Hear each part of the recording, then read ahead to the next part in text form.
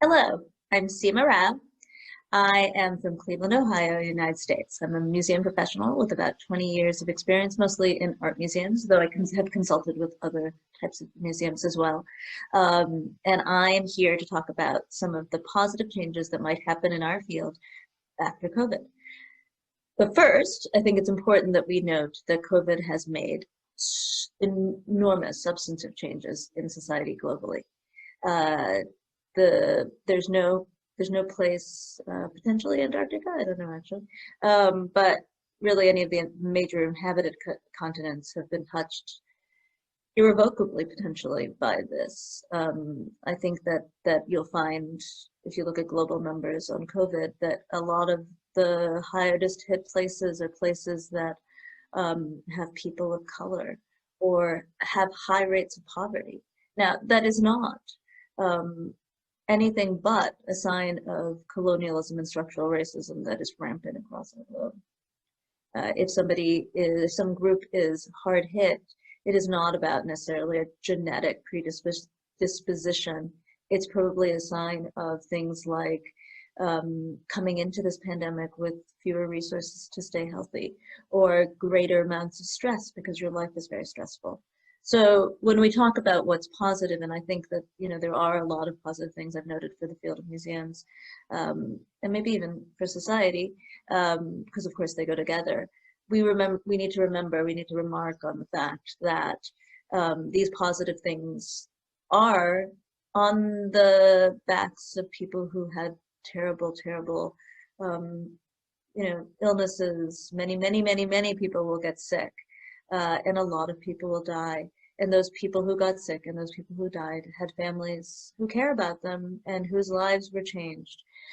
So even when you think of how are we going to make good on this, we have to remember we're making good thanks to somebody else's sacrifice. So with that note in mind, let's think about what are some of the good things for our field. I think one of the probably hardest things in the museum sector in the United States is that our sector is largely privatized. And so funding, as the private sector crumbled, much of our private sector was service-based, then funding for museums decreased. I think globally museums, there are fewer museums, but they are government related. That said, when governments have financial crises because their healthcare systems have been strapped, then they also have to decrease funding for museums. So I think you could say across the world, COVID has created a major financial crisis for museums, and that's hard, right? So a good thing about that, so that's a bad thing, but a good thing about that, I think, is that now museums are forced to really reconsider. And the reason that we've been forced, and the good thing maybe, is that people are wondering what's happening. Here in the States, feel like I haven't had a week where I don't know somebody whose museum is in a magazine or a newspaper. I've had friends who are on, who are part of whistleblowers. I've had friends who are on the other side. I've had friends who've been laid off and then put in articles.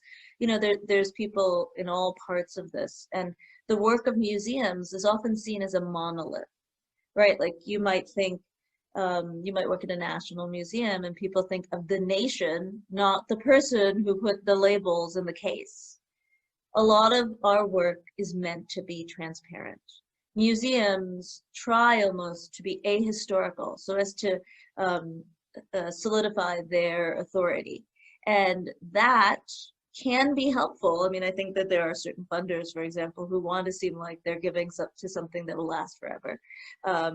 But for just the regular patron, that kind of sense of immobility is also something that is inert, something that's not worth interacting with. So now that museums are in the news, I think people are really asking, like, what's this about? My aunt lives in the States and she lives on the other side of this country, and she asked me about all of this. But what's the story? I mean, shouldn't museums all be free? They're just like all the Smithsonian, right? And this is somebody who's very close to me, who's visited the museum I work at, who's like I don't know, just always kind of been around my career. And I was really surprised, 20 some years in of following museums with me, that she had thought that. But she probably wouldn't have even asked me the question before COVID, before it was in the news, before all of this crazy stuff happened. And I think for us as a field, we should take it as a positive that people are wondering about museums. And even if you're where you are, it doesn't have quite the same crises that the American museums have. And I remind you, American museums probably are in crises for a number of structural reasons. One, that the per capita, we're one of the highest. We might be the highest. So there's a lot of them. It's a field also that, like in classic American style, we decided to go big.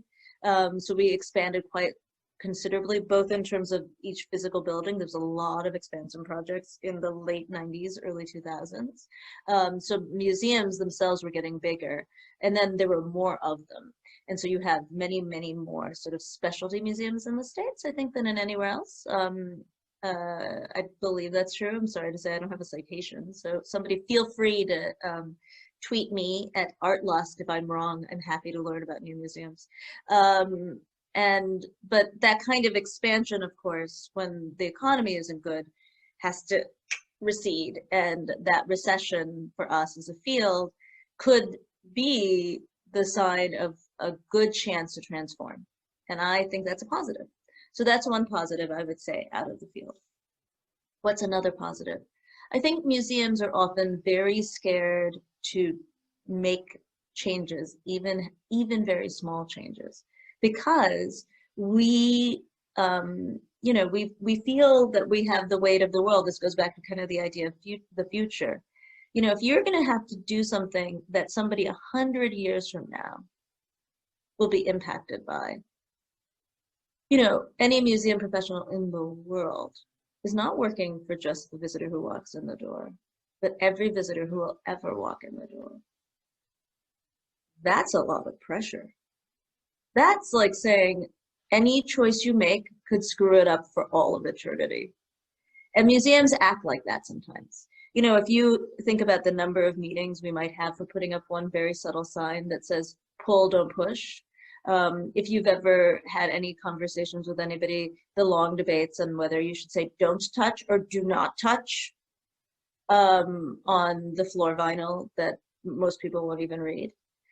We spend a lot of time on things that are significant to us, and I do not denigrate the work that we do, but sometimes I think we miss the forest for the trees. I think that we don't notice the big picture, and we're just so focused on the details. And so COVID has been a great break. It's, I think for me, it's the closest I'll ever get to. I used to always, when I taught art history, I used to say to people, you can't even understand what the Reformation was like. You can't imagine the way, because it was about people's souls, and we haven't in our society. People used to use the example of like before and after smartphones, and that isn't real. I mean, that truly, sure, that's a big structural change, but your smartphone isn't about your soul. And I think the Reformation is one of those like cataclysmic events, really globally, because it changed also a lot of colonialism is based on the Reformation, all that kind of stuff. But actually, this pandemic is a little bit like that for our field. It is cataclysmic. Sorry, it is cataclysmic. And one of the big things that I notice is that we had to change everything. And here in the States, many museums who would never have been caught dead with a couple extra signs on the floor now all look like similar to our hospitals, with so much signage, over signage. There's no subtlety in the COVID museum signs these days. And what I think we found, and what's important, is that we've seen the stakes weren't that high, that maybe we could have done it differently. Maybe it wasn't going to kill us to put up a couple extra signs. Now, signs, of course, only work so well. And so I think the other thing we see is that, for those people who said we needed more signs, and still people go where they go because they're human, we've also learned maybe the solutions we were using or we were thinking we might use are still probably not exactly what we need. So, so not only has this COVID been good for us in terms of you know, it was showing us our systems have some more leeway than we imagined. But also, it finally puts us into standing with other organizations. Here in the States, you know, we did all of COVID response by state. And so the state of Ohio started out really strong and good, and really was locked down. And then when we opened, we were the legislature. So the way that our state works is that the governor can make some choices. He's the sort of the head of our state. But then our legislature makes other choices, and they often, so our legislature opened our state. And the way that museums were able to open is a lot of us used the policies created by our grocery store, our major grocery store chain. And I think now, like 20 years in this field, I never thought that I would be in a position where a museum would ask how a grocery store does it, because we often set ourselves apart. So another good thing that we're doing in this, another good thing about COVID is museums are looking looking at other kinds of places as peers. And I think that's incredibly crucial, because anybody who walks in the door of your place has also walked in the door of a hospital, some sort of food place, some place to get food, some place to buy anything that they're wearing, not to mention any set of cultural experiences, and the world at large. They've walked into the outdoors of their house. People are connecting to other people and to other experiences all the time. They don't see museums as a kind of like special, only has to be totally different. They actually see it as, if you want them to really enjoy it, they should see it as part of the things they do, not different. You know, we used to be these ivory tower, place on a hill. A lot of early American museums looked like Greek temples, and they were often upstairs, right? They took you out of the mundane and into the sacred space of learning. Our society has changed. Learning is no longer in a singular, sacred, set apart place. Learning is all the time. I am sort of astonished at how much knowledge young people get from YouTube. YouTube is the opposite of set apart. YouTube is absolutely about collective learning. It's peer-to-peer learning. It's unvetted learning. It's learning that might be, for a lot of people, unlearning, right? It might be the opposite of what is codified. It's, you know, it is the place of everything you would want to know and everything you maybe don't. That's where people are getting a lot of their information these days. And so when a museum sets itself apart, it's not choosing to be relevant, it's choosing to be different than the current. Now, we'll talk about difference in a second, because I think there's important parts of difference that I want to keep in museums. But I think that once in a while, and really understanding what other people are doing, and taking your cue sometimes from these other kinds of places our visitors already go, is incredibly important, and something I think we can keep after COVID.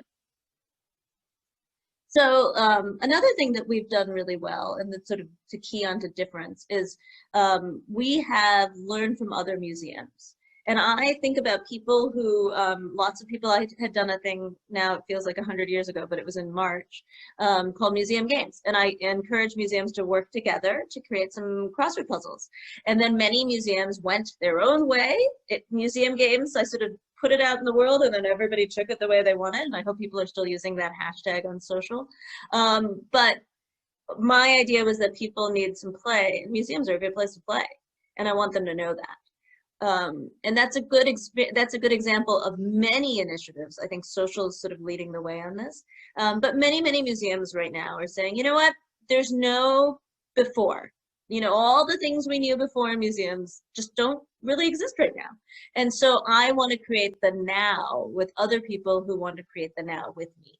And so we've broken down a lot of silos. I will say to any person who's watching this, if they wanted to collaborate with me, I'm in. I'm in to collaborate right now. I take any friend. And I'm not alone. I think lots of institutions are like that. We're in a moment where collaboration might help us, particularly with our resources much more scarce. You know, I think we're all seeing that this is a way that we can make this sustainable by not being so quite siloed within our organization or even within our part of the museum. You know, art museums are particularly notorious about siloing themselves. And so it's nice that we have found this moment to come together. I don't know that I've ever in 20 years seen a way that museums have come together as well as during COVID. So then what about difference?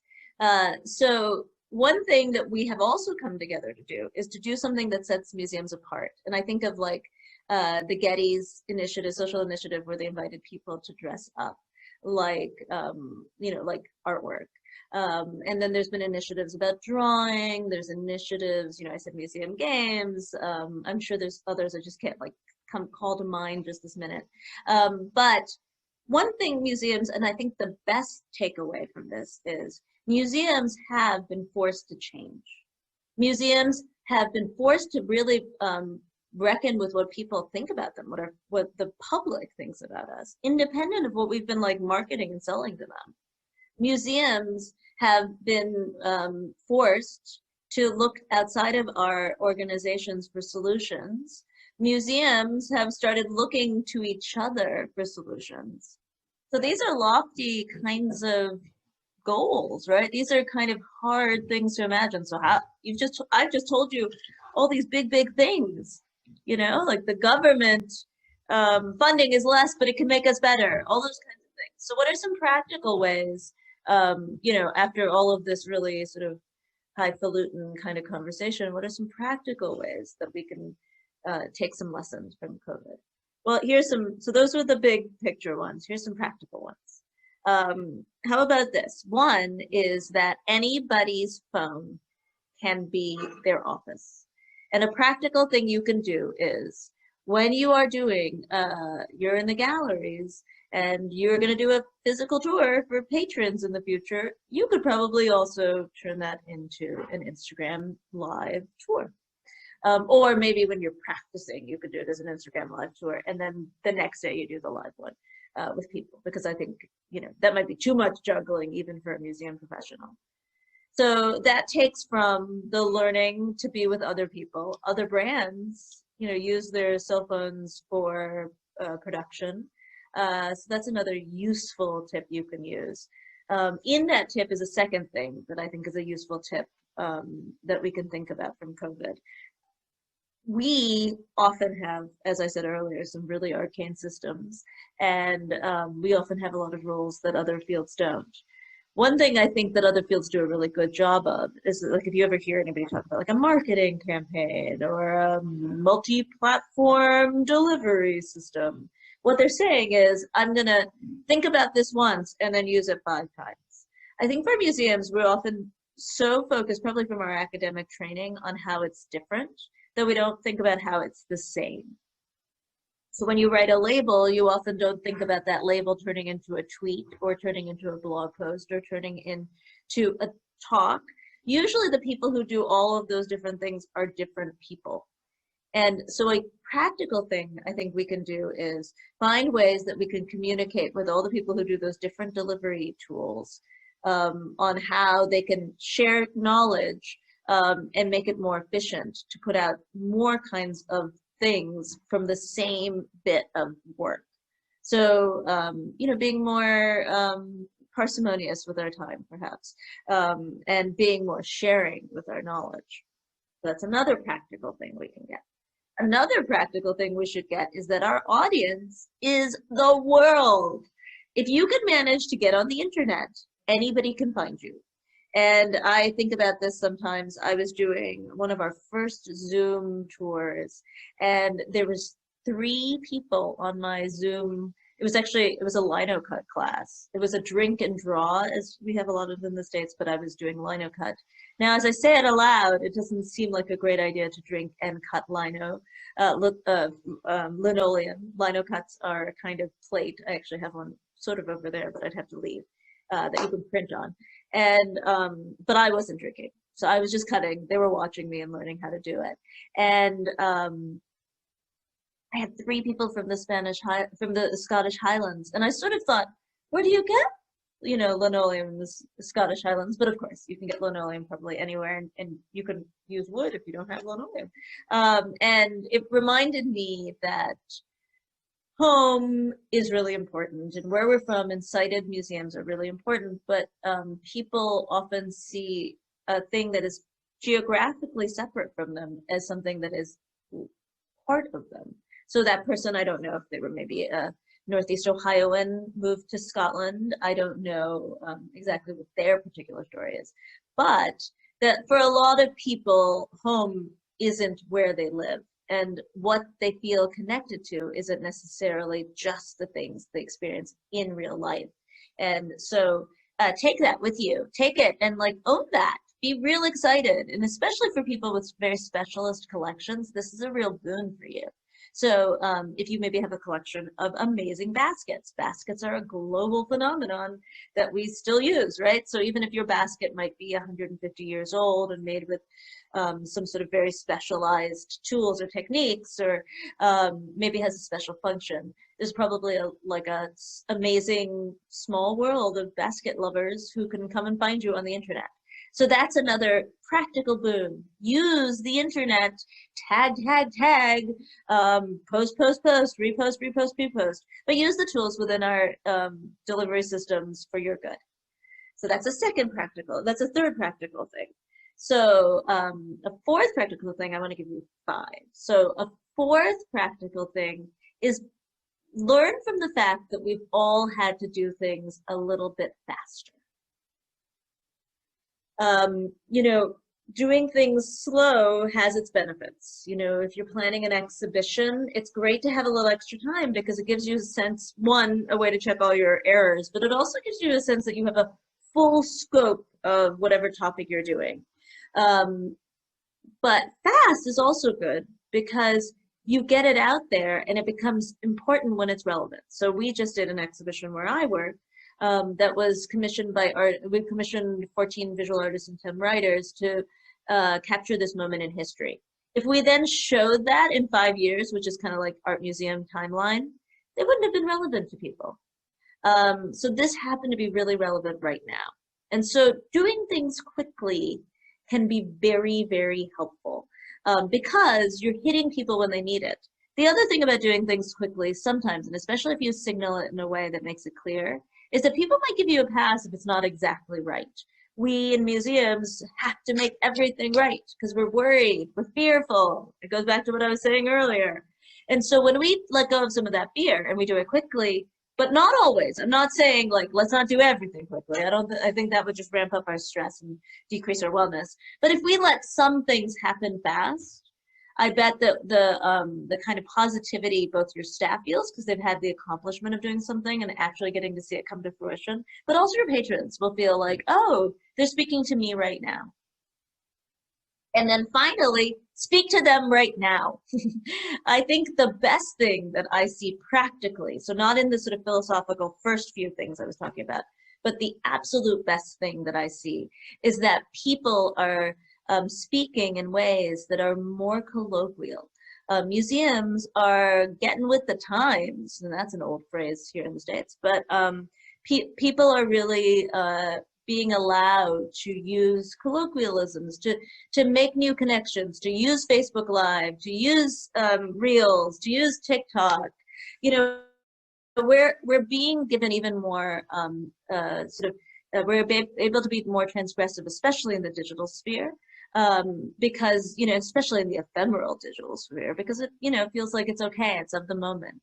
And to go back to what I was saying earlier, but I do believe in a positive future. I actually think that last part I just said is what's going to create that positive future. So if the first part of this talk was sort of the philosophical ways that we might think of what COVID has given us, and the second part was just some really quick bites of good things that you should capture and do, the most probably useful one is that, and if you want to get to that positive future, where we still exist as a vital field for everybody, including us, the workers, then you need to think hard about how you're going to speak to people now.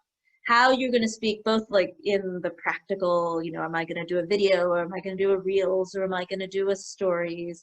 But actually in that kind of What's the tone I'm going to use? And the best thing I've seen out of COVID is that people have broken with our museum tone. And so if I feel like that's the biggest takeaway you should take. Great. Why do you need to speak in ways in passive tense? Why do you need to use words people don't understand? Why do you need to make sure that everyone understands that you are different? What are the ways that you might make communication choices that make us more alike? What are ways that you can make people see themselves there through the language you use? And a lot of that is about, if I'm saying practical, so not philosophical, a lot of that is using, the simple things like conjunctions. Instead of using do not, use don't. Most English speakers use conjunctions just regularly. A lot of times it's reading it aloud and saying, oh, that sounds like a textbook, I should use it differently. A lot of times it's actually about reading what other people are writing. So going back to the beginning of my talk, it's about benchmarking ourselves not against each other, but against the world, because the whole world is here for us in the digital sphere. After all, I haven't left Cleveland, Ohio in a really, really long time, but I'm here with you. And so to sort of summarize all of these different remarks, what has COVID taught us? COVID has taught us that the field is susceptible, the field is fragile, but the field can grow, and the field can be an incredible source of joy and wellness for all of society. And the only way that we can do that is to learn from this moment and take the positive and use that as the kernel to grow some better future. And the better future will be something that is focused on relevancy in our visitors, but also our staff, and making sure that all of us, because our staff is part of our community, right? That all of us feel like we're going to a future that is centering humans and us and our experiences and our ideas in a way that feels relevant and important. And I hope the biggest takeaway from my talk is that museums are also going to, and I think the future of museums is distilling what we feel is incredibly important based on what our audiences think is important, and then coming to something that feels different. Because in the after, if you think of the before as being before COVID, the after, there will be a time where there will be a new normal. We will go back to something, and I wholeheartedly believe that humanity and existence will continue, but we will go back to something that is appreciably different than the thing we had before. And it's just because of time. We can't snap back to February 29th, or whatever the day was, the day before for you. And so that's just not a feasible option. The future will be different. The future is always different.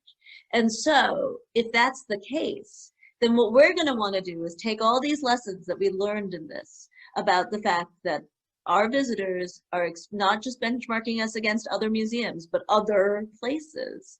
But then we keep what is inherently ours, makes us different.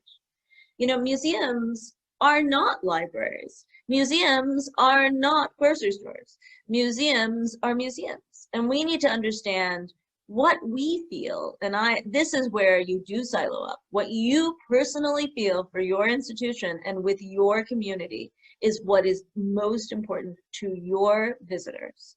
And then you come up with that, and you go back to these tools that we've created here of sharing and listening and rethinking and experimenting. And you create something that is different, that gives your visitors something that differentiates you in your market, as some business people say, but makes it a place that nobody wants to miss, makes it a place that everybody wants to have. And if you can get to that, then you no longer have to fear the choices you're making. You don't have to fear that you're making a choice for the future and that you don't know what you're doing. Then you know that your choice is the one that is for the future because it's actually for the present. And that probably is the best thing you can get out of COVID. We've all been in the moment. We haven't had a lot of luxury to think too far ahead.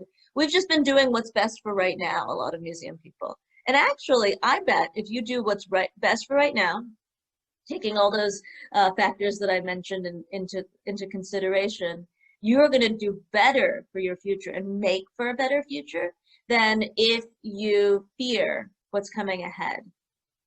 And think of it this way: you've lived through probably the hardest year for our field since, ever, potentially ever. And if you've lived through it and you're still managing to do it, think of where we can go. So thank you very much for listening to me. I think that the future, if we work together, will be an amazing place for museums.